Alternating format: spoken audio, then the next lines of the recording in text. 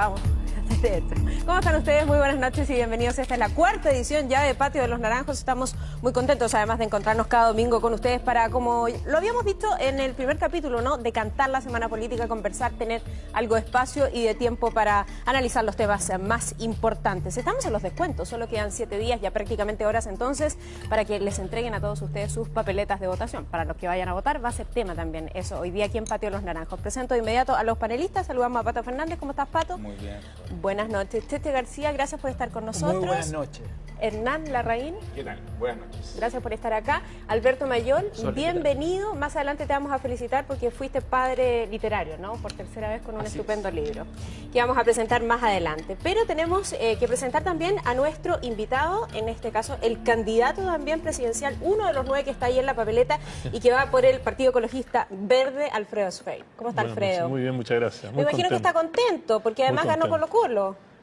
¿Es colocolino usted? Sí, sí. De corazón. Sí, finalmente. Finalmente. Porque ha sido una tragedia griega. Este pobre equipo ha sido una tragedia griega. Así que a veces ni siquiera veo la tele para no tener que sufrir.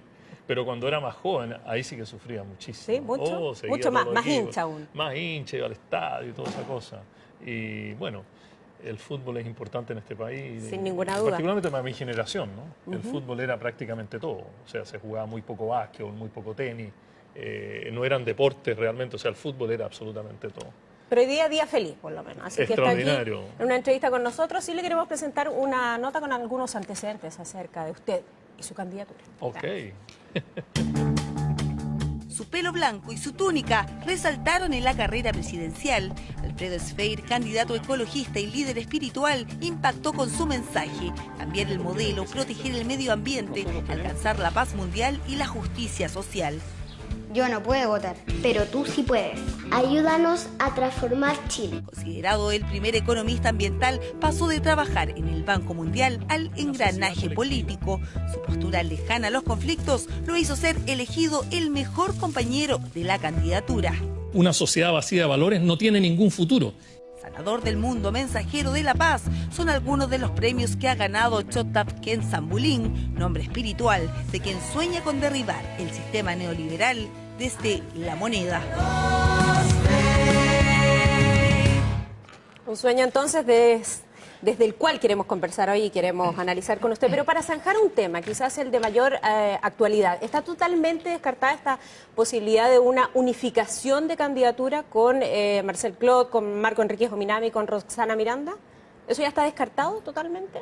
Sí, absolutamente. Yo quiero decirte que nosotros nunca recibimos un llamado telefónico formal, ni del Partido Humanista, ni de los líderes. Marcel Clot no se comunicó con usted. No se comunicó con nosotros y realmente creo que hay que ser muy responsable en hacer propuestas de esta manera, particularmente a 7 días de la elección. No podemos confundir el electorado con fórmulas democráticas que no existen. Esto se discutió hace mucho tiempo atrás. Nuestro partido es un partido de pacto. Nosotros no tenemos miedo a los pactos. De hecho, tenemos un pacto con Roxana Miranda, con Igualdad. Sí, claro. Un pacto parlamentario y pudimos ir juntos, separadamente, con candidaturas presidenciales. Pero eso es algo diferente, por lo tanto, digamos. Las candidaturas van por carriles aparte. Claro, pero nunca hubo un tema, digamos, de candidatura presidencial. Y por lo tanto, nosotros tenemos nuestra lealtad con nuestro público, aquellos que han ido a firmar, aquellos que nos están apoyando. Y en este momento nosotros estamos llamando al país a votar por nuestra candidatura, el número 8, ¿no es cierto?, el 17 de noviembre. Naturalmente, en el futuro vamos a ver lo que pasa, porque realmente creo que es importante ¿unificarse? Aunar fuerza. Yo no sé, unificación, eso lo discutiremos en el partido. Nuestro partido tiene su forma soberana de actuar en esta materia y yo estaré dentro del partido colaborando frente a esta situación. Bien, pero su candidatura sigue a firme entonces y de manera independiente para zanjar el tema. ¿Pero lo consideraste un exabrupto eso? Porque fue tan sorpresivo, repentino, ¿cómo lo calificarías? O sea, Mira, cuando tú conoces estas cosas por la prensa, realmente es una cosa que tú dices, bueno, a lo mejor es simplemente una cosa de los medios. Pero después nos dimos cuenta que teníamos que responder a esta situación porque nosotros tenemos nuestro electorado, nosotros no hemos ganado este electorado, hemos trabajado día a día. Tú sabes que en este momento tenemos el 3% del electorado y y pensamos tener mucho más después de todo lo que ha pasado en el aparato televisivo y nuestra gira, y por lo tanto nosotros estamos ahora abocados realmente a nuestra campaña. No podemos estar en esta situación. ¿Ese 3%, perdón, son cifras suyas? Ipsos. Ya. Ipsos, sí. La Ipsos es la que le da el 3%, tiene Claro, toda y la en razón. algunos sectores de la ciudadanía hasta nos da un 4%. ¿Y la suya más alta? ¿Sus propias encuestas? ¿O No, usted seguía nosotros por no esos hemos hecho números? encuestas. Usted no ha hecho encuestas. Nosotros no hemos hecho encuestas. Oiga, Alfredo, una de las preguntas que se ha hecho y se ha discutido bastante ha sido la gran cantidad de candidatos presidenciales que tenemos en esta elección presidencial. En el pasado, eso sí, hemos tenido algunas elecciones con un número importante de candidatos presidenciales, recuerdo al tiro del año 93. Pero este ha sido un tema importante, ¿no? Los 9 candidatos, todo el debate que hubo sobre cómo armamos debates televisivos, radiales, en fin. Y yo le quería hacer una pregunta muy simple, en fondo, pero que me parece profunda. ¿Cuál ha sido, cree usted, la mayor dificultad en su propia campaña para sacar adelante su campaña? La idea de estar compitiendo con una serie de candidatos, de tener, claro, en algunos momentos este toque como más excéntrico, dicen algunos, probablemente la manera en que se viste. Usted mismo ha tocado ese tema en su propia franja electoral, y ha sido muy interesante. Sus planteamientos han sido muy de vanguardia. A mí me ha parecido que usted ha abierto un tema muy importante. Roxana Miranda ha abierto flancos muy importantes del debate, le ha entregado riqueza, valor a la conversación, y usted también. Pero digamos ya 7 días, ¿qué ha sido lo que a usted más le ha costado instalar? No es solamente el problema de la personalidad, esta cuestión más excéntrica, en fin, la manera de vestirse, u otros temas, la idea de ser tratados como candidatos chicos. ¿Cuál es su reflexión a 7 días de esta elección? Mira, yo creo que en el caso nuestro, nosotros le hemos propuesto al país no solo programa, nosotros hemos propuesto una visión de país. Por lo tanto, todo nuestro esfuerzo ha sido entregar esta visión, explicar esta visión, por qué es importante tener una visión. Porque generalmente tú puedes tener 50, 100 propuestas, pero ¿cómo evalúas estas propuestas? ¿Contra qué evalúas estas propuestas? Si tú las evalúas en contra del sistema neoliberal, posiblemente tus propuestas son buenas. Pero si tú las evalúas en relación al sistema de sustentabilidad, como lo hemos presentado nosotros, realmente tenemos que verlas de otra manera. Entonces, ese es un tema que ha sido muy importante para nosotros, donde hemos hecho un esfuerzo importante. En segundo lugar, a nosotros no nos ha afectado que hayan 8 candidaturas porque nuestro programa es muy único. Nuestro programa no es cortarle la manga al sistema neoliberal, arreglarle el cuello, ajustar, digamos, la cosa, sino que nosotros estamos diciendo, mira, nosotros no solo criticamos el sistema, y lo hemos criticado maduramente, lo hemos criticado en forma sistemática, no exaltada, sino que frente a frente cada uno de estos temas, y hemos dicho, mira, aquí hay una alternativa. Y eso es muy importante para el país, porque nosotros pensamos que si esta alternativa no se da en el país, el futuro de Chile es muy, muy difícil. Y creo que nosotros hemos puesto en la agenda cosas que son importantes, por ejemplo, los valores en la política. Y creo que no hemos ganado el respeto de todos. Pero Nuestro interesante partido que se ha ganado el respeto. Sebastián Piñera, eso a mí me parece algo interesante, porque Sebastián Piñera también trató en su momento de construir esta sociedad de oportunidades, de valores y seguridades. Probablemente valores Otra diferentes, cosa, muy pero la idea de los diferente. valores es algo que ha Muy estado diferente. y usted retoma. Digamos. Y que Eso está es en la lo- discusión ahí. Pero la diferencia es que... Por supuesto, hay con diferencia. pero la diferencia es que él ha aceptado el sistema neoliberal y ese sistema neoliberal funciona con un grupo de valores. Nosotros hemos dicho, no, hay que ir más por los valores colectivos, ¿no? A los Algo que es valores distinta a su comunitarios propuesta, Alfredo. Y valores de largo plazo. Ajá. Pato. Yo reconozco al tiro que a mí los temas que pone Alfredo me interesan particularmente y creo que son temas además que dentro de poco irán convirtiéndose en temas centrales de la política y no en temas marginales de la política. Pero te quería hacer una pregunta concreta porque esto de repente de convertirse en el mejor amigo de los candidatos tiene un lado simpático y tiene un lado deslavador. Sebastián Piñera se compró un gran parque y por eso en Chiloé, y uno tendría que creer, o algunos nos quisieran convencer que por eso le interesa y cree mucho en la ecología. ¿Es posible la ecología con algunos que disfrutan de grandes parques mientras otros tienen pequeños territorios? ¿Es conciliable? ¿Es lo mismo el amor por los arbolitos y por el paisaje, teniendo gigantescos territorios de lo que plantea una ecología un poco más completa o como creo yo por lo menos entenderla? Es una pregunta maravillosa. Yo creo que es fundamental que nosotros en nuestro país entendamos que esto no es solo ecología pura. La ecología por la ecología no significa gran cosa. La ecología por la cosa humana, por lo social, por lo económico y en sí mismo, por sus propios valores, es fundamental. Es importantísimo que nosotros entendamos que esta ecología de nuestro país refleja nuestro propio ADN, refleja lo que somos. O sea, hoy día sustentabilidad esta agua que estamos tomando. ¿Y Pero qué somos? ¿es ecología sentarse y mirar un cerro y emocionarse? ¿O No. esa cosa significa paisajismo? No necesariamente, no, absolutamente. Ecología es una experiencia, es una práctica en todo lo que hacemos. La producción de alimentos, en la capacidad que tenemos de proteger y manejar nuestros recursos, en integrarlo en lo social. No es simplemente sentarse, pero sí hay un aspecto, no estoy hablando, yo sé para dónde va, hay un aspecto de recreación que da, digamos, la ecología. Pero nosotros estamos pensando en la ecología como una parte integral de nosotros como chilenas y chilenos. Pero como áreas para explorar y explotar económicamente también. El bosques, recurso los natural, mares. claro, el recurso natural tiene su beneficio y nosotros tenemos que sacar esos beneficios. Lo importante son dos cosas. Uno, no destruir el recurso. Si es un recurso renovable, tú tienes una manera de no llegar a un punto que pasa el máximo sostenible de ese recurso y lo elimina. Si es un recurso no renovable, naturalmente tiene que haber una manera de hacer que estos recursos...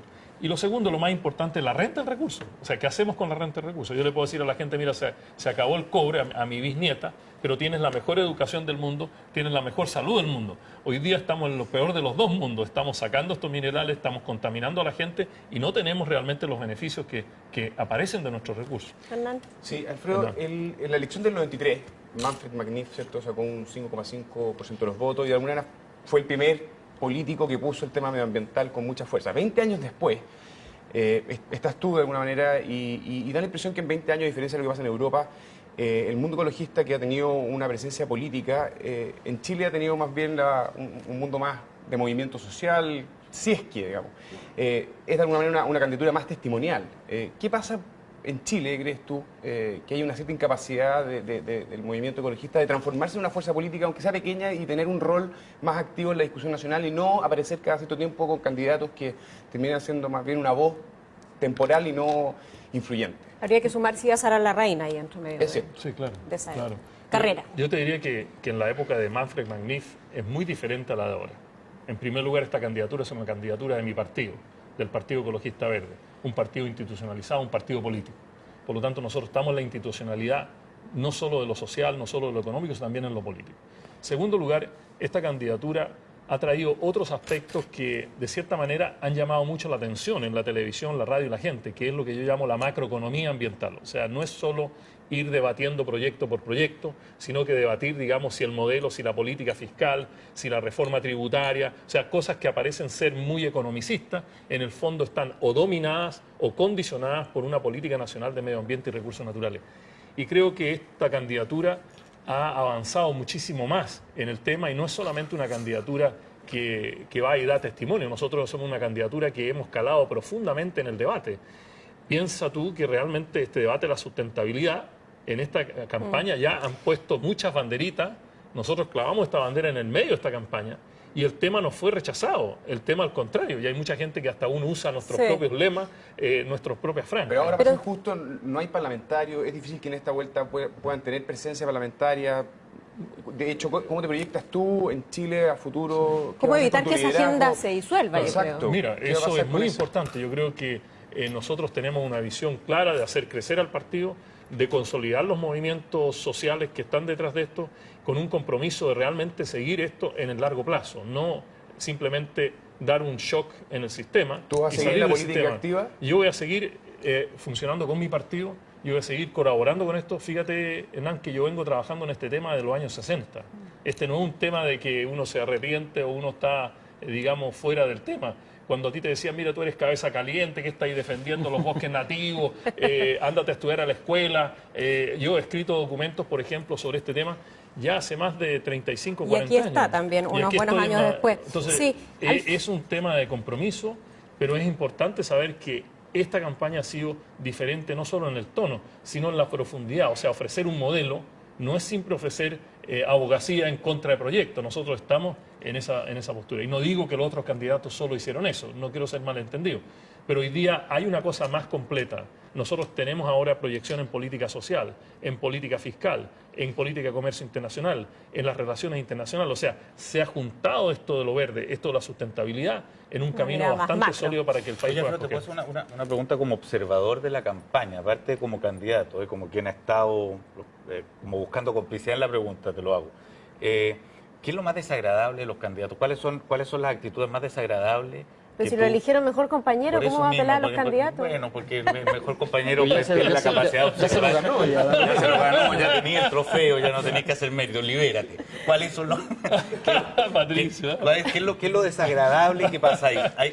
¿Tú sientes que hay mucho discurso falso? ¿Hay mucha irresponsabilidad? ¿Hay frases para la galería? Frivolidad. Hay frivolidad, hay de derecha, de centro y de izquierda, da igual eso. Hay de pronto... conversaciones vacuas, digamos, con ganas de ganar aplausos fáciles. ¿Dónde las has visto más? No sé, coméntanos un poco lo que has visto. Para mí esto ha sido una experiencia increíble, una experiencia única, una experiencia en que al principio yo me acercaba a muchos y la gente como que dice, oye, pero ¿por qué me saluda? Sin embargo, todos somos seres humanos, somos candidatos que estamos haciendo nuestras propuestas. Y creo que hemos logrado nosotros con nuestro movimiento, nuestro partido, demostrar que realmente lo importante es una campaña política propositiva. Y lo hemos mantenido en esa campaña propositiva. Pero escuchas muchas frases que tú dices, esto que me están diciendo, así es. No tiene por ¿Sí? Mucho discurso vacío. No, mucho discurso. Yo creo que sería una injusticia. Pero uno quisiera, yo no sé si el formato, porque puede ser que el formato como... Estuvimos juntos la otra vez que, mire, usted tiene un minuto para debatir. Y para decir lo que piensa acerca de la salud y la delincuencia en Chile. Realmente a tener que simplificar al máximo, y eso aparece a veces como un eslogan de todos nosotros. O sea, yo quisiera estar mucho más profundamente envuelto en tu pregunta sobre los valores y todo eso, pero nunca pudo ser. Oye, No pudimos tener esa comunicación. Alberto, sí, tú. Una cosa que me parece interesante, es raro, históricamente incluso, no solo en estos tiempos, sino que históricamente ha sido el valor perdido de la Revolución Francesa, el tema de la fraternidad. O sea, normalmente libertad, igualdad tienen sus partidos políticos, se disputan la hegemonía del planeta. Fraternidad, de hecho, fue el lugar como que de repente hasta la iglesia anduvo tomando ahí un pedacito del espacio político porque quedó pendiente, quedó ahí un poco fuera de juego. Tu programa en ese sentido es bastante claro en orientarse hacia ese valor. No siempre lo dice directamente, pero evidentemente todos los caminos conducen a ese lugar. Es un lugar donde políticamente efectivamente entonces ha habido mucho desierto, no se han visto demasiados vergeles. Y de alguna manera tú estás planteando aquí una modificación del modelo que no es otro modelo, sino que es otro camino. ¿En qué consiste esto que es un camino, que no es un modelo, o que es un modelo y un camino, no lo tengo claro, ¿ya? ¿Y cómo lo articulas con esta idea más bien orientada a la fraternidad? ¿Cómo se vincula y cómo se diferencia, por ejemplo, de quienes como Michelle Bachelet, o Marco Enrique Minami, o el mismo Marcelo, o Roxana, están hablando fundamentalmente de los cambios en el modelo? Mira, la fraternidad tiene una traducción, y la traducción es en derechos y responsabilidades, particularmente derechos colectivos, como derecho al desarrollo. Responsabilidades como la responsabilidad de las generaciones futuras, la responsabilidad de nuestro medio ambiente, la responsabilidad de la naturaleza. Si tú ves los temas más principales de la economía ambiental o de la ecología, es el otro. Es lo que pasa con el sistema, es lo que pasa con una comunidad, es lo que pasa con un río, como también un poblado, un pueblo originario. O sea, esa fraternidad se traduce en derecho y responsabilidad. Y eso está insertado como esencia de este modelo. Entonces, cuando hablamos del otro camino, estamos hablando de cómo caminar este modelo. Por ejemplo, competitividad en nuestro país. Ese es un tema que en Chile en los últimos años, con este modelo neoliberal, todo el mundo, la competitividad, tenemos que ser competitivos. Pero ¿cómo podemos declarar que somos competitivos sin esta fraternidad de derecho y responsabilidad, dejando en Calama, digamos, una ciudad completamente saturada, con enfermedades al máximo? Ahora acabo de estar en Arica, Iquique, Antofagasta, y una señora en Iquique me dice, mire, mi niña nació completamente defectuosa, ni siquiera abrió el coche, imagínate, nunca vi eso. Y yo le pregunté, ¿qué cree usted que fue la causa de esto? Hablando de la fraternidad. Y ella me dice, mira, para mí la causa fue que durante mi embarazo yo estuve respirando este azufre. Yo vivo, ¿no es cierto?, en un lugar donde... Contaminado. Completamente contaminado. Y eso pasa con todo. Nuestro modelo es un modelo que te cambia a la ecocompetitividad, a la responsabilidad de los derechos. Lo mismo pasa en los otros temas, ya sea agricultura, pesca o los otros temas. Alfredo, algunos de los comentarios que revisé, ¿no?, y que están asociados a distintas entrevistas dicen que es un adelantado a los tiempos. ¿Siente eso en un sí o un no? ¿Que está un poco adelantado para el proceso que estamos viviendo? No, en absoluto.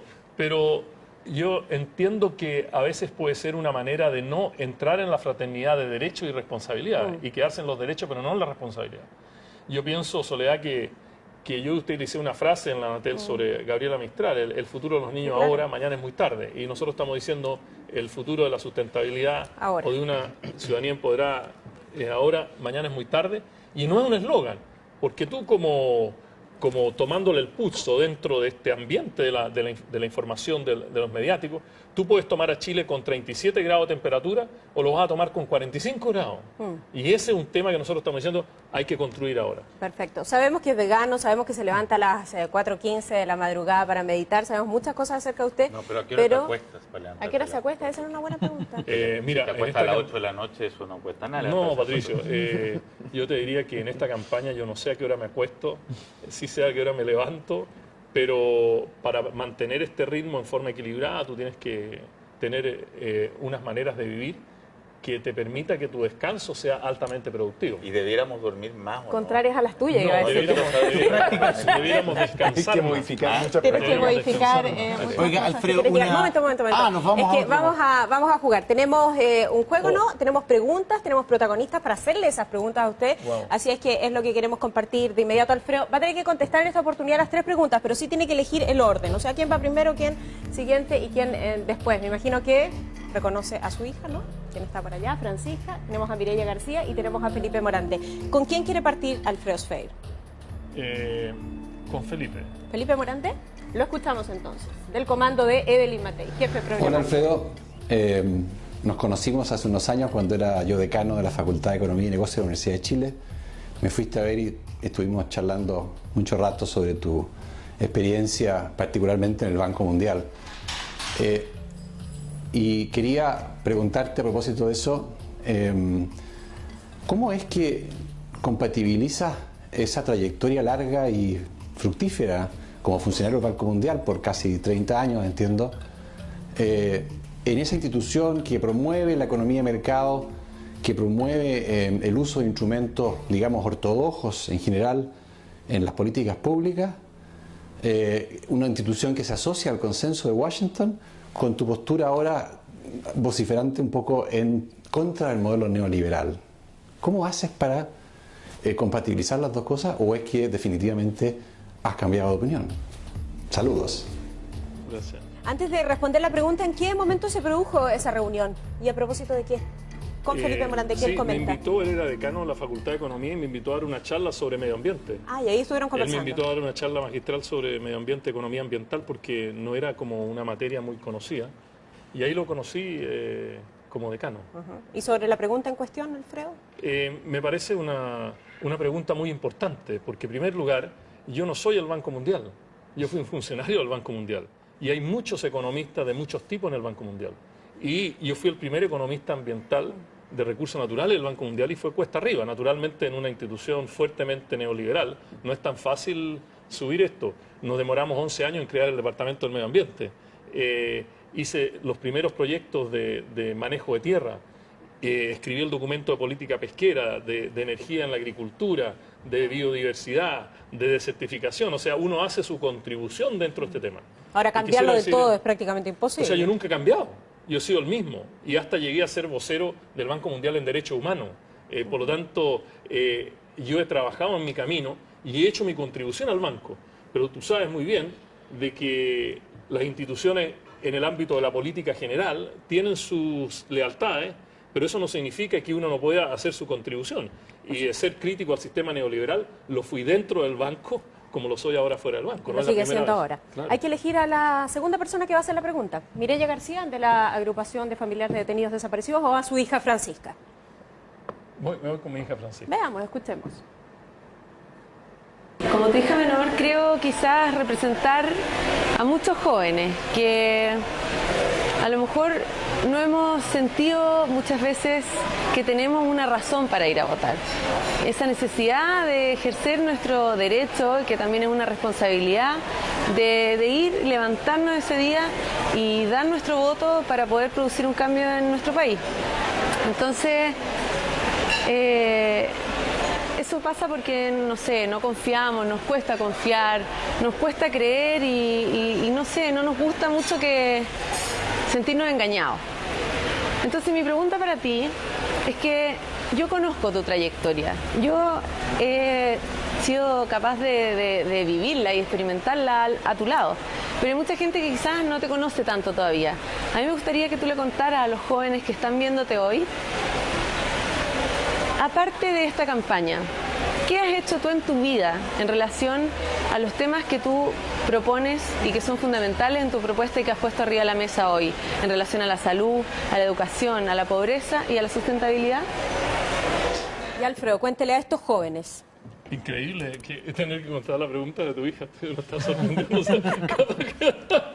Era una buena pregunta. Excelente pregunta. Mira, es importante saber de que cuando yo hablo, por ejemplo, de los pueblos originarios, mi primer trabajo fue en la época de los trabajos de verano de Frei Montalva en Paicaví, Yoncao, en el sur de Curanilahue, trabajando con los pueblos originarios, lo que era la reforma agraria de los asentamientos, la reforma agraria de la época de Eduardo Frei. ¿Qué edad tenía usted, Alfredo? Yo diría unos 19 años. ¿Y era medio de C? Era medio. ¿Medio entero? Simpatizante. Simpatizante. Nunca fui... ¿No militante? No, nunca he sido militante. Soy solo militante. Mi primera militancia es con mi gran partido ecologista verde. Y quiero decirles que esa fue una gran experiencia. Después yo me reencontré muchas veces en este ciclo de trabajar con los pueblos originarios, hasta en la Comisión de Derechos Humanos. En materia de medio ambiente he trabajado en esto desde muchísimos años y pienso que es súper importante que los jóvenes sepan de que lo que se les está presentando es una idea madura, no es una idea improvisada, es una idea que los beneficia a ellos. Ellos son los ecologistas más importantes, yo los veo llegar a donde yo vivo con su mochila, a donde está el río La Higuera, ellos quieren el medio ambiente natural. ¿Y ellos van a votar por usted? Yo creo que muchos de ellos van a votar. Sería presuntuoso de mi parte decir que todos van a votar por mí, los jóvenes. No, pero su padrón electoral. El padrón electoral se ha diversificado bastante, pero hay un volumen muy grande de jóvenes. También la demografía de nuestro partido es una demografía extraordinariamente joven. Cerca del 90% de ellos son todos jóvenes. Y es natural, es normal que ellos defiendan su futuro. Es natural y normal que alguien proteja la posibilidad de tener los beneficios del medio ambiente, que no son solo sentarse a mirar, es simplemente vida, salud, alimentación, educación. Y creo que es muy importante que sepan de que he atravesado en el ámbito nacional e internacional, he estado en el África, en Asia, en Latinoamérica, he estado en muchos de estos proyectos y más o menos conozco dónde están los distintos nudos difíciles de esta situación y hemos sido bastante claros y abiertos para explicarlo. Por lo tanto, no debería haber una desconfianza en relación a esta materia. Y llamo a todos los jóvenes a juntarse con mi candidatura. Y a votar por usted. Absolutamente. Queremos presentarle la última pregunta en general. No son estas, Alfredo, las reglas del juego, pero nos parece muy interesante las tres preguntas en general, perfecto, y la de Mireya en particular. Así es que quiero que la escuche. Alfredo, si un violador de derechos humanos, de esos que hoy día están presos en Punta Peuco, aquellos que secuestraron, que torturaron, que hicieron desaparecer, que asesinaron, a usted le pidiera el indulto, ¿qué posición adoptaría? Usted tiene que pensar que, entre otros, en Punta Peuco está quien fue el jefe de la DINA, el organismo represivo más criminal y más siniestro de la historia de Chile. Por lo tanto, quisiera que usted reflexione antes de responder y que ojalá su respuesta tenga que ver con lo que hoy día nuestro país exige. Muy buena pregunta. Su respuesta, Alfredo. En Chile tiene que haber justicia. Para que haya justicia en Chile tiene que haber verdad. Y esta verdad aún no está clara. Nosotros tenemos que aplicar la justicia al máximo posible. Aquí no se trata, digamos, de dejar que un pueblo haya sufrido de la manera que sufrió, los ataques que sufrió, la indignación que aún a veces se sufre por haber sido estado en esa situación. Esto tiene que cambiar. También nosotros estamos diciendo de que tiene que haber un proceso de reconciliación, un proceso en el cual nosotros logremos eso. Eso no significa olvido, ni significa, digamos, dejar esto atrás. Yo soy categórico en esta materia y lo he dicho públicamente. Nosotros tenemos que hacer justicia hasta el final. Aquí no pueden haber privilegios, no pueden haber excusas. No al indulto, estoy entendiendo. Absolutamente. Y yo le quiero decir además de que yo estuve en la Comisión de Derechos Humanos, estuve muchos años en la Comisión de Derechos Humanos viendo este tipo de cosas. Yo soy una persona pro derechos humanos, no solo los derechos civiles y políticos, sino también, y esto está parte de nuestra campaña, los derechos económicos, sociales y culturales, y más aún, en el caso de los transgénicos, que es un tema para nosotros también, cero a los transgénicos, el derecho al desarrollo. Nosotros no podemos hacer que nuestro país esté condicionado ni por países ni por corporaciones nacionales o internacionales para desarrollarse. Oiga, Alfredo, una pregunta que hay mucha gente además que se está haciendo en estos momentos es, ¿qué pasa si Alfredo no pasa a segunda vuelta? De haberla, ¿no? De haberla.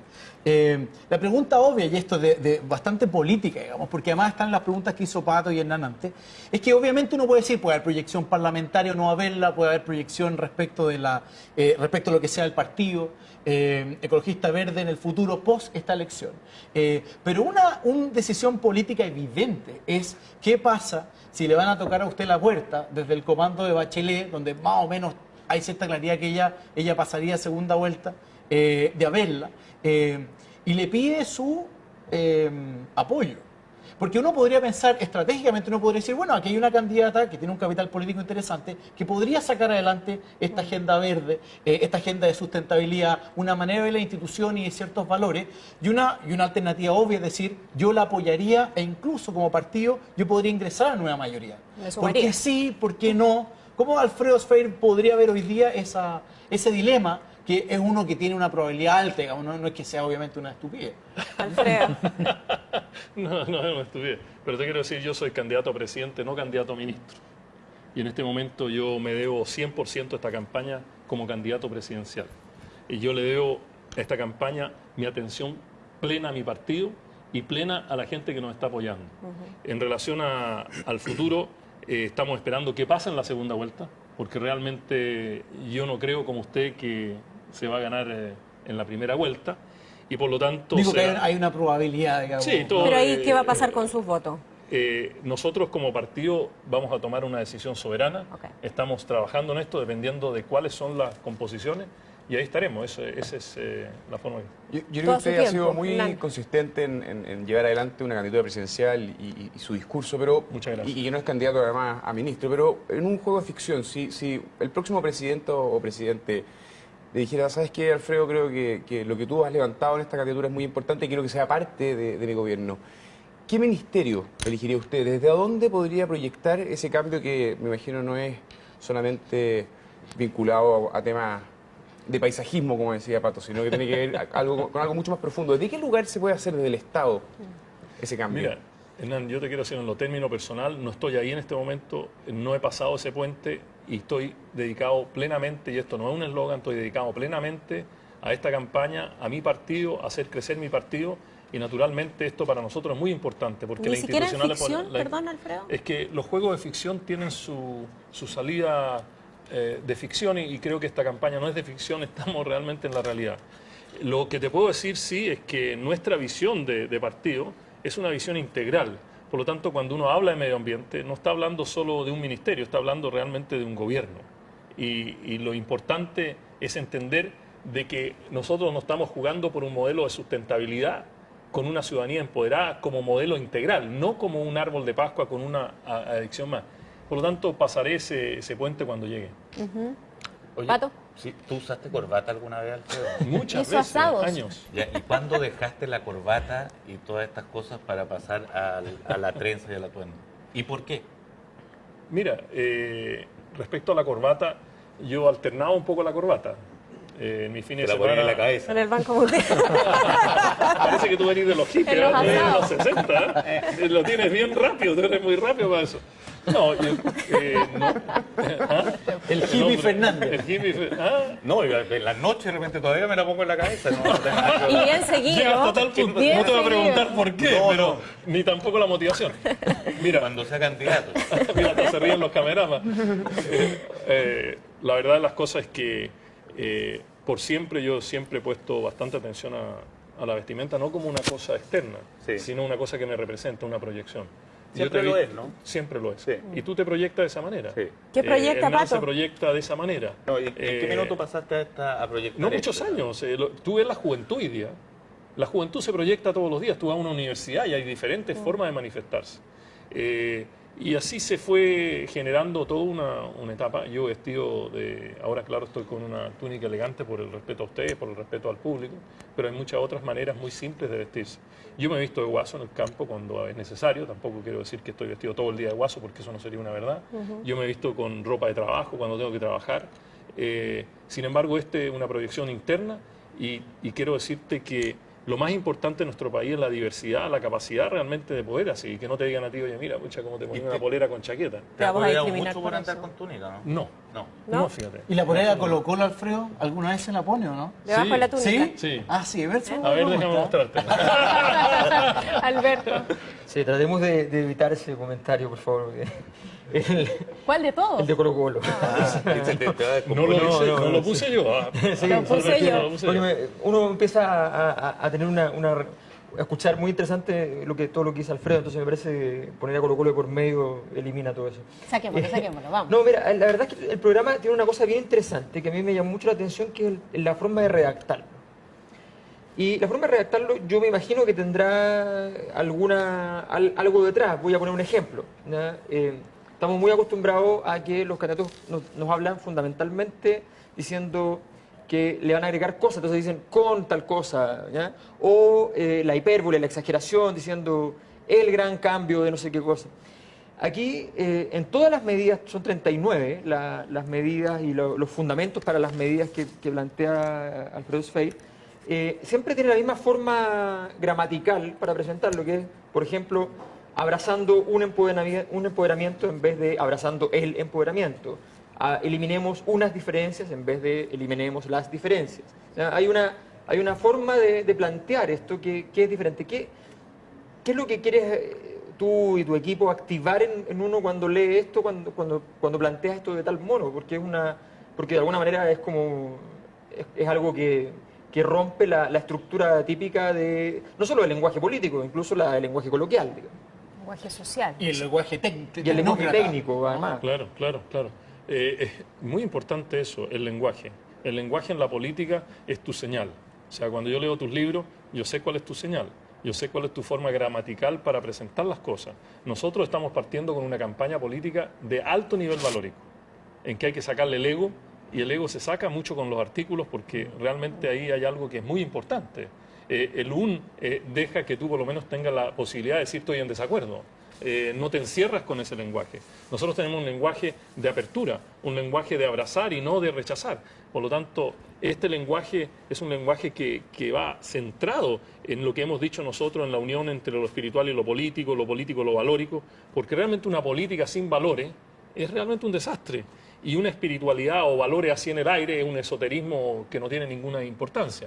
Por lo tanto, nosotros hemos puesto en este lenguaje un lenguaje humano, un lenguaje a la persona, un lenguaje que llama a una reflexión profunda y no un lenguaje que llame a un ofertón o a un ego o a una decisión que yo tomé esa decisión y por lo tanto aquí está mi menú y mi menú tiene que ser comprado. No es así nuestra campaña. Nuestra campaña ha sido escuchar.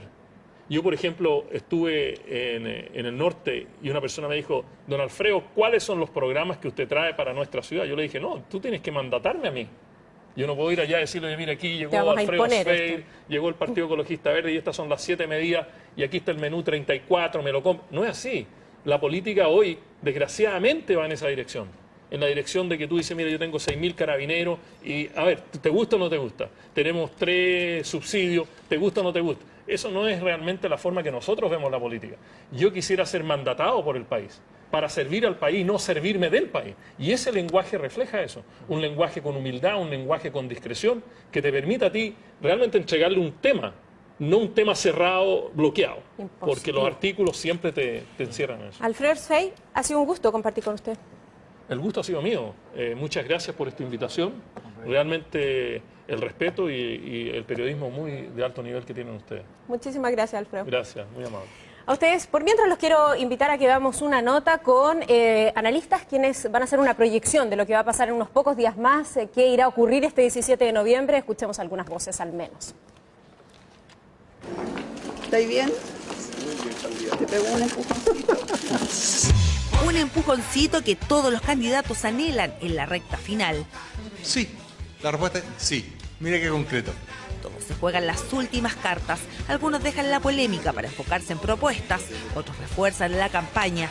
Unos se acercan a la moneda, a la conquista de adherentes y como un déjà vu, el intervencionismo vuelve a la palestra. La Contraloría tomará las decisiones que le parezcan, ¿no? Yo le quiero decir que una persona cuando aspira a la presidencia de la República no puede victimizarse. En el comando de Bachelet todo es optimismo, tanto así que el llamado es a resolver la elección la misma noche del 17 de noviembre. Lo primero que tenemos que hacer es ganar y en primera vuelta. Hagamos la cortita.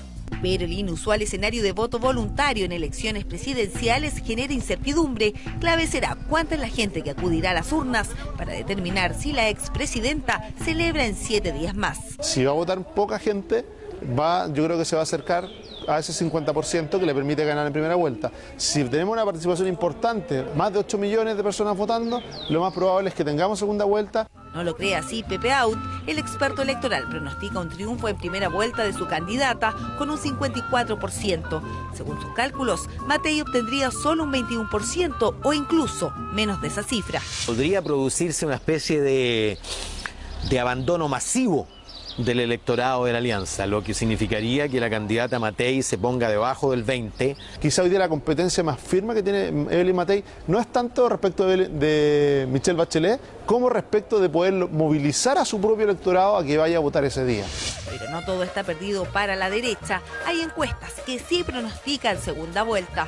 En los sondeos, Franco Parisi y Marco Enrique Sominami figuran en tercer y cuarto lugar y otorgan porcentajes menores a los demás candidatos. Proyecciones una semana antes de las elecciones, donde incluso hay vaticinios demoledores. Estoy completamente seguro que la elección del 17 de noviembre va a ser recordado en los manuales de historia como el Trafalgar, el desastre de la derecha en materia presidencial. Uy, uy, uy. Hernán. Bien arriesgado Pepe Out. Pero, en fin, yo creo que con el voto voluntario se cometieron errores en la municipal, importantes, en encuesta y los analistas cometimos muchos errores. También con la proyección de cuánta gente iba a participar en las primarias.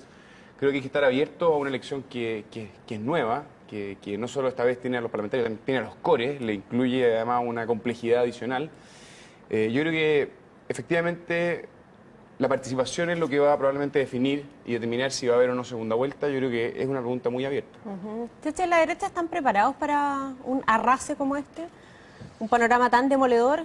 Algo que se comenta, que se habla, que se especula, que se está pensando ya en un siguiente paso, un segundo paso. Yo creo que hay distintos escenarios, pero uno que yo veo que es mayoritario entre la centro-derecha es que exista un desanclaje entre lo que es el resultado de la elección presidencial de lo que es el resultado de la elección parlamentaria. ¿Se va a justificar con la parlamentaria? Claro, porque ahora hay una brecha. No, porque uno podría pensar que efectivamente en materia presidencial, en el mundo de la centro-derecha, de la gente que votó en el pasado por Sebastián Piñera, en la lógica de que ahora estamos en voto voluntario y en realidad sabemos bien poco. Entonces yo estoy con Hernán en que esto hay que ser bien conservador. Pero las candidaturas de Parisi, la candidatura de Israel, la del propio Jocelyn Holt, yo creo que ahí hay una suma de votantes que en el pasado, Israel me imagino que lo mencioné, que en el pasado votaron por la centro derecha, y uno podría pensar que la proyección a nivel parlamentario de esa votación pudiera ser más interesante y acercarse a los niveles de aprobación que tiene el gobierno en torno a los 35, 40 puntos. Entonces, lo que sí podría pasar es una votación interesante, importante en materia parlamentaria y que tal vez, como está bastante disperso el voto de centro derecha, esté desanclado entonces de lo que es el resultado presidencial. Oye, pero pregunta para ustedes dos, ¿qué es lo que sería muy malo para la derecha? ¿En porcentaje dice? Sí, menos de 30, menos de 20. Menos de 30, ¿no? Es que yo Pero todo lo que sea menos de 30 es un desastre.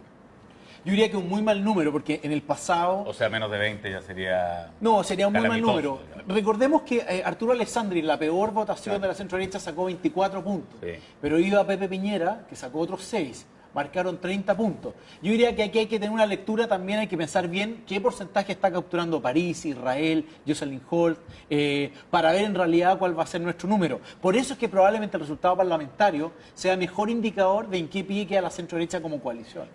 Un dato solo para complementar lo de Cheche. En esa elección, ¿cierto? La del 93, el resultado fue un 24,5 para Arturo Alessandri Pesa. Y en las parlamentarias, la centro-derecha sacó un 36 y fracción, y mantuvo una mayoría parlamentaria relativa que le permitió de alguna manera tener una oposición, al menos con capacidad negociadora. Yo creo que un escenario de esa naturaleza es posible proyectar. Ahora, clave es el orden parlamentario. Ese es el factor fundamental para que esta cuestión no sea un desfonde. Alberto. Bueno, a mí vengo hace mucho tiempo diciendo que me parece obvio, porque lo que va por delante siempre en los procesos políticos es los fenómenos que están en el sentido común. Y cuando en el sentido común hay una crítica radical a la dictadura, al modelo económico, al modelo social en general, a los partidos políticos de la derecha, a las prácticas de los partidos de la derecha que han tenido muchos problemas durante este año más muy visibles, ¿ya? Es evidente a la moral sexual de la derecha, que ha quedado muy desacreditada en el último tiempo. De hecho, aquí tenemos dos representantes de la derecha que están en contra de esa moral sexual tradicional. Promiscuos. Promiscuos por completo. Libertinos. Efectivamente. Entonces, en el extremo. Cuando uno ve que en ese escenario, ¿ya?, es muy natural que el siguiente paso sea la traducción política de eso, ¿ya? Gramsci decía que primero es sentido común, el problema a nivel de la hegemonía, después vienen los partidos políticos, se traduce, y después se traducen los temas económicos. Por tanto, es natural que ahora venga una traducción política. Yo creo que ya está la traducción política hace rato. Y es evidente, a mi juicio, que la derecha va a tener un resultado que debiera ser muy inferior a lo del 93 desde el punto de vista estricto. O sea, si uno quiere imaginarse que Parisi es todo voto de la ex derecha, está equivocado, porque hay mucho voto nuevo. Pero ¿te aproximas un porcentaje, Alberto? Yo creo que Evelyn Matei saca claramente menos de 25% y que probablemente va a estar más bien bordeando el 20%. ¿Tú crees que hay primera vuelta o segunda vuelta? No, segunda vuelta, porque hay un problema con las encuestas que minimizan mucho a los candidatos chicos. Y la suma de pequeños resultados, de 2 puntos por aquí y 2 puntos por allá, puede perfectamente hacer 7, 8 puntos. Y en ese escenario, salvo que Enrique Dominami y Parisi saquen muy poco, evidentemente sea un escenario de segunda vuelta. También hay quienes piensan, creo que Pepe Out es de eso, que piensa que la multiplicación de candidatos, la atomización de candidatos puede favorecer, o sea, va a terminar favoreciendo, si acaso sucediera, que no hubiera segunda vuelta. O sea, en vez de generar ejércitos combatientes, digamos, en serio, genera una...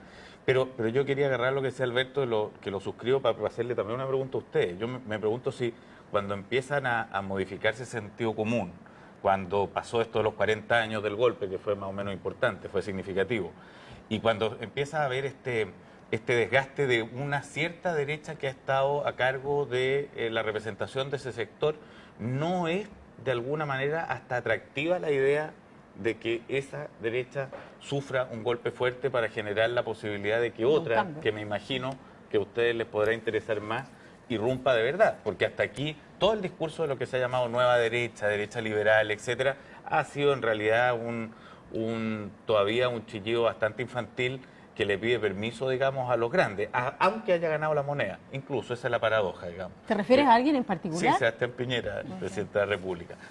Y Heinz Peters... Esa es la pregunta que pueden contestar en 2 años más. Sí. Pero yo no sé cómo lo sienten. Si sienten de verdad que cuando se empieza a desfondar, digamos, una manera de ver esto es la caída de la derecha, o no será el derrumbe de una cierta derecha que empieza a permitirle el crecimiento a otra. ¿Tú quieres la autocrítica aquí en la mesa? Sí. No, pero que yo tendría cuidado. Sebastián Piñera tuvo en la última DIMARC 40 puntos. Y de alguna manera él sí es la proyección con mayor peso electoral del sector. Pero ojo que ese 40% habla también de un apoyo político, de un capital y que efectivamente tiene proyección en él, pero habla también de un mundo que se siente representado por ese centro derecha. Y esperemos nuevamente ver el resultado parlamentario. Pero es que eso va a la pregunta para no dejarla suelta. Gente más de derecha que de izquierda en Chile hay. Ahora, esa gente de derecha está diciendo cosas distintas que su supuesto representante. Esa es la paradoja que yo empiezo a ver. O sea, hay un mundo que Carlos Larraín parece no ser el representante de la gente que se dice de derecha de la sociedad. ¿No será bueno que de pronto sufra, digamos, un golpe para que esa otra cosa encuentre su representación real? Lo que pasa, Pato, que hay que plantear, yo creo que el que lo planteó bien este fin de semana fue Luciano Cruzcoque. Dijo, hay que tener cuidado con cómo uno arma un proyecto de centro derecha que no reniega absolutamente el pasado. Ahora, no renegar el pasado no implica meterse a la mochila las violaciones de los derechos humanos y la dictadura. Eso es algo que uno no va a utilizar como parte de la proyección de lo que sería una centro derecha en el futuro. Pero en realidad aquí hay, lo importante me parece es generar una coalición donde hay una participación mayor de gente conservadora, de progresista. O sea, la idea, yo creo que el gran secreto de la nueva mayoría al matar a la concertación es precisamente eso. La idea es generar una nueva coalición. Pero por otro lado, yo en esto sería un poco más cuidadoso, además con el diagnóstico de la izquierda. Porque en realidad hoy día la columna de Pirincho Navarrete ha pasado bastante colada, pero es muy profunda. Y yo te diría que la gente joven, más bien de centro derecha, lo que está mirando con particular atención es el efecto que Bachelet generó en la concertación. O sea, cómo taponeó todo un debate doctrinario respecto de qué es lo que hay que avanzar, qué es lo que uno hoy día la concertación, porque el poder por el poder, como dice hoy día Pirincho Navarrete, está generando que uno pueda ver una explosión demasiado grande una vez que Bachelet llega al gobierno y que las distintas agendas de izquierda se estallen cuando uno esté en el gobierno, cuando tiene, con estas altas expectativas que hemos conversado antes. Entonces, yo diría que el escenario político está bien complejo, obviamente para la derecha en el corto plazo, producto de un mal fracturado, pero hay que tener cuidado con la izquierda en lo que vaya a pasar. Es lo que plantea Carlos Peña también hoy día, la diferencia entre la poesía y la prosa. La poesía durante la campaña y la prosa una vez ya que se está en el gobierno. ¿Hacemos una polla, les parece? Donde apostamos cada uno. Siempre tienes cara de poco juego. La vamos a hacer, la vamos a poner acá después cada uno. Tenemos que apostar, pues qué va a pasar. Sí, vamos a poner plata para trabajar por eso. No se definan ustedes el monto. La ponemos ahí ya. Pero eso lo hacemos al final del programa. Oye, en general ya hemos dicho que quedan 7 días. Ha sido una campaña bastante atípica, hay muchos candidatos, hay pocas encuestas también presentadas de manera bien tímida, ¿no? Aquí como que nadie se la quiere jugar del todo con lo que está sucediendo, que ha sido otro tema interesante de esta campaña. Pero hay un elemento adicional que me gustaría... La inscripción automática y el voto voluntario que depende de cuánto llueva, o depende del clima, digamos, y vamos viendo la gente que va. Ese también es un elemento interesante. Y el otro, el AC, marca tu voto, ¿no? La Asamblea Constituyente, no sé si pudieron apreciar ya, lo vimos juntos. Uy, Dios mío, se me olvidan las cosas rápido, pero hay una campaña bien interesante, ¿no? Que se está viendo allí en imágenes donde aparecen varios actores. Miren, escuchen un poco. Que habla de la Asamblea Constituyente, una nueva constitución. Allí lo tenemos en pantalla con Pancho Reyes, el actor, que nos va explicando las deficiencias, ¿no?, de esta constitución. Este es un estupendo video que hicieron Chao Pescado, la productora Chao Pescado. Se llama Los trucos de la Constitución. Ustedes lo pueden buscar allí en internet si lo quieren ver por completo. Es largo, sí. Ya, pero la pregunta es, ¿cuánta gente irá a marcar efectivamente su AC en el voto? ¿Qué crees tú, Alberto? No, yo creo que eso es un misterio enorme, porque la verdad yo considero que es un tipo de práctica que en la tradición electoral chilena es una práctica bastante rupturista. Siempre te han dicho que no debes por ningún motivo rayar el voto. Por tanto, me parece que es más bien una sofisticación. O sea, yo creo que fue una postura... Yo estoy a favor del AC, voy a hacerlo. De hecho, voy a votar solo por eso, porque yo soy un abstencionista en este tipo de cuestiones. Pero la verdad es que me parece que la campaña tenía el riesgo, y lo mantiene, de ser muy difícil de masificar. Es muy difícil explicar que efectivamente hay que impugnar el voto para que sea válido. O sea, es una cosa muy compleja, muy contradictoria. Pero no lo anula, hay que explicar eso. Lo que pasa es que, claro, hay que reiterar. Si tú anotas AC, efectivamente el voto es impugnable, y de hecho, precisamente por eso es que vale. Por eso es que se puede contar, porque si no, no se podría tampoco contar. Así que esa es la gracia es que sea impugnable y sea objetable. Ya, pero ¿qué va a pasar después de que se contabilice el número de votos respecto de quienes son adherentes a la Asamblea Constituyente? A mi juicio esto ha sido muy exitoso por una razón muy simple. En la CEP apareció 45% de Asamblea Constituyente, y esto hace 6 meses era completamente invisible. Creo que esta campaña, más otras acciones, han permitido aquello. Yo creo que con eso, o sea, si esto sigue creciendo y mantiene el tema adelante, va a terminar que en las siguientes encuestas vamos a tener 55, 60%, y con eso va a ser algo bastante más difícil de abordar para Michelle Bachelet, así como decir, no hagamos Asamblea Constituyente. ¿Alguien más va a marcar AC aquí en su voto? Yo no. Me quedé pensando una cosa, lo que tú estás diciendo, que el asunto AC, probablemente, que el asunto es que el AC se convirtió en una voz ciudadana, no en una, o sea, más allá de lo que verdaderamente significa, se convirtió como en una... ¿Una protesta? De algún modo, en una manera de irse por la tangente. O sea, yo no estoy hablando por los criterios políticos, yo hablo con otra cosa. Somos los que hablamos Yo no sé cuán conducente Yo sea, no tengo estoy la impresión- totalmente seguro de nada al respecto. Yo tengo la impresión de No sé ni cómo me llamo. No. que la campaña C va a tener un golpe duro el próximo domingo. Porque las expectativas que se han generado, yo creo que hay un punto, digamos, ellos han sido exitosos en instalar la campaña. El 45% de la CEP es un número muy potente. brutal, claro. Y si eso lo traducimos, digamos, a la elección y votan 8 millones de personas, más de 3 millones de personas deberían votar o marcar su voto, digamos. Y mi impresión es que va a ser bastante menos que eso y de hecho los organizadores no se han jugado a ninguna cifra para no equivocarse, digamos. El punto es que las expectativas de lo que han construido comunicacionalmente va a ser más exitoso de lo que en la realidad va a ocurrir en el conteo final de los que estén con la C. Claro, pues además hoy día todo el capital político de la Asamblea Constituyente estaba más bien dado por lo que Bachelet pudiera hacer. Bachelet ya ha planteado más o menos una vía que es distinta a la de la Asamblea Constituyente. No ha sido completamente clara. Dice que lo va a analizar. Y en realidad dice, vamos a llevar una reforma constitucional al Congreso y dice, de entrada en el programa vamos a hacer reformas para que sea participativa, ¿no? Porque obviamente tiene que ser institucional y democrática. Pero efectivamente los quienes lideran marca C pueden ponérsela difícil, incluso a Bachelet, si al final las marcas terminan siendo 50.000 o 100.000, porque puede ser leída de muy buena fe. Como que en realidad el interés es que, como alguien dijo, que Chile está preparado para grandes reformas, pero no para revoluciones. Y Asamblea Constituyente podría ser entonces una votación muy baja, al revés, traer una señal a Bachelet de que no hay tanta gente, digamos, apoyando la Asamblea Constituyente. Entonces, de acuerdo con Alberto, que la apuesta fue bastante arriesgada. Pero la campaña está ahí, disponible. Y prendió. Ya Sí, prendió. sí, y además Ya con prendió. esta pieza que está re bien hecha, así que linkéenlo ustedes allí en internet. Vamos a la pausa, pero hacemos la polla. Entonces yo voy a anotar aquí sus nombres, cada uno de nosotros vota y después, bueno, vemos qué Muy sucede. bien. No se separen de nuestra sintonía.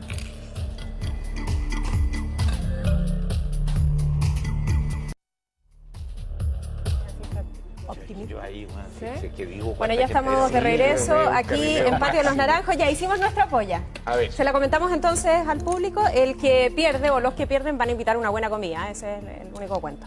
Y aquí todos creen, salvo el señor Fernández y yo, el señor Out, que va a haber segunda vuelta. Le copiaste todas las cifras. El señor Fernández Out. Bueno, solo nosotros pensamos que esto se gana en primera vuelta con Michelle Bachelet. Y bueno, y tenemos porcentajes además para cada uno de los candidatos. ¿Creo que compartamos eso? ¿Sí? Porque ahí hicimos el porcentaje, ya. El Pato Fernández jugó un 53% para Michelle Bachelet, Evelyn Matei se la juega con un 21%, Meo un 10% y Parisi un 9%. Analizamos al señor Cheche García, 47% le da a Michelle Bachelet, un 25% a Evelyn Matei, su candidata, a Marco Enrique Ominami un 8% y a Parisi 7%. Alberto, tus números, 49.7% para Bachelet. 4% para Bachelet. 49.7%. Oye, pero eso va para guerra civil, ¿o no? 22% para el abogado. Evelyn Matei, Otro conteo. 11% para Marco Enrique Ominami y 9,5% para Franco Parisi. Y finalmente Hernán, sus números, ¡tatán! Bachelet 47%, Evelyn Matei un 25%, Marco Enrique Ominami un 12% y Franco Parisi un 10%. Los míos personales, si es que a alguien le importa. Dígalo, señorita, porque Gracias. los juegos son Bachelet 51%, Evelyn Matei 22%, Marco Enrique Ominami un 11% y 7% para Franco Parisi. Revisamos después, entonces nos invitamos a comer perdedores con ganadores. Ya. ¿Quieren acotar algo más a este panorama en cuestión? Después el gran misterio va a ser cuánta gente va a ir a votar, pero eso que tiremos números sobre la mesa es ponernos a mentir, ¿no? Vamos a ver qué Esotérico. sucede. Oye, queremos unos minutos finales para felicitarte. Muchas gracias. Alberto, por este nuevo libro. Yo la verdad es que he estado en las primeras 20 páginas, gracias además por enviármelo. El Chile profundo, modelos culturales de la desigualdad y sus resistencias, fue presentado con gran éxito en una feria del libro que hemos aplaudido además. Y este texto en particular. Sí, la verdad es que es una investigación que le tengo mucho cariño, lo hicimos con mi equipo, está Carlos Azócar y Carla Azócar, que trabajaron conmigo durante estos 4 años, una investigación muy grande por todo Chile, con métodos cualitativos, cuantitativos, de todo tipo, para explicarnos básicamente cómo hay una base de desigualdad en muchas en las bases culturales de nosotros, y esas bases culturales nos explican en el fondo por qué estamos dispuestos a legitimar muchas veces la desigualdad, más allá de lo que nos da rabia. O sea, decimos, no, esta cuestión es desigual, qué rabia, qué horror, pero al mismo tiempo estamos dispuestos a legitimarla en el día a día.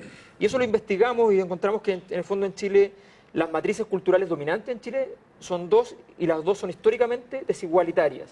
No tenemos matrices igualitarias y eso es una deuda pendiente importante para nuestro país. Sí hay malestar por la desigualdad y eso significa crítica a la desigualdad, pero no hay una matriz igualitaria que nos enseñe a decir cómo tenemos que comportarnos igualitariamente.